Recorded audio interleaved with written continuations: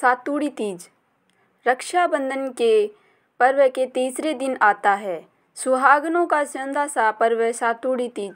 इस पर्व पर सत्तू के बने विशेष व्यंजनों का आदान प्रदान होता है। वास्तव में इस मौसम में तीज व्रत मनाने का अवसर 3 बार आता है। हरियाली तीज, सातुड़ी तीज व हरतालिका तीज धूमधाम से मनाई जाती है। सातुड़ी तीज को कजली तीज और बड़ी तीज भी कहते हैं। सातुड़ी तीज की पूजा करते हैं, कथा सुनते हैं, नीमड़ माता की कथा, सातुड़ी तीज की कथा, गणेश जी की कथा और लपसी तपसी की रोचक कहानियाँ सुनी जाती है। इस बार ये पर्व 10 अगस्त 2023 को है। लपसी तपसी की कहानी। एक साहूकार था, उसके 7 बेटे थे। उसका सबसे छोटा बेटा अपाहिज था। वह रोजाना एक वेश्या के पास जाता था। उसकी पत्नी बहुत पतिव्रता थी, खुद उसे कंधे पर बैठाकर वेश्या के पास ले जाती थी। बहुत गरीब थी, जेठानियों के पास काम करके अपना गुजारा करती थी। भाद्रपद के महीने में कजली तीज के दिन सभी ने तीज माता के व्रत और पूजा के लिए सातु बनाए। छोटी बहू गरीब थी, उसकी सास ने भी उसके लिए एक छोटा सातु का पिंडा बनाया।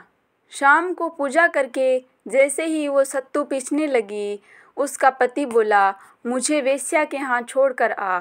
हर दिन की तरह उस दिन भी वह पति को कंधे पर बैठाकर छोड़ने गई, लेकिन वो बोलना भूल गई कि तुम जाओ।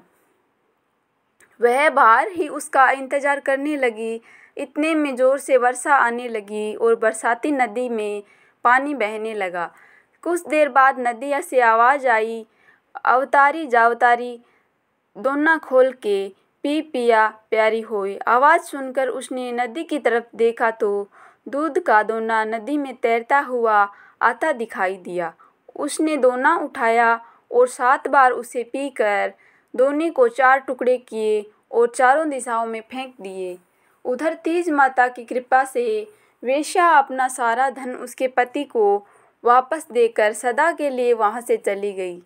पति ने सारा धन लेकर घर आकर पत्नी को आवाज़ दी, दरवाज़ा खोल, तो उसकी पत्नी ने कहा, मैं दरवाज़ा नहीं खोलूँगी।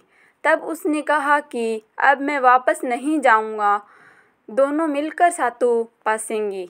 लेकिन उसकी पत्नी को विश्वास नहीं हुआ। उसने कहा, मुझे वचन दो, वापस वेश्या के पास नहीं जाओगे। पति पत्नी ने वचन दिया तो उसने दरवाज़ा खोला और देखा उसका पति गहनों और धन की माल सहित खड़ा था। उसने सारे गहने कपड़े अपनी पत्नी को दिए। फिर दोनों ने बैठकर सातु पासा। बहुत सुबह जब जेठानी के यहाँ काम करने नहीं गई तो बच्चे बुलाने आए। काकी चलो, सारा काम पड़ा है। उसने कहा, अब तो मुझ पर तीज माता की पूरी कृपा है, अब मैं काम करने नहीं आऊँगी। बच्चों ने जाकर माँ को बताया, आज से काकी काम करने नहीं आएगी, उस पर तीज माता की कृपा हुई है। वह नए नए कपड़े गहने पहनकर बैठी है और काका जी भी घर पर बैठे हैं। सभी लोग बहुत खुश हुए। हे तीज माता, जैसे आपने उस पर कृपा हुई वैसे ही सब पर प्रसन्न होना, सबके दुख दूर करना। जय तीज माता।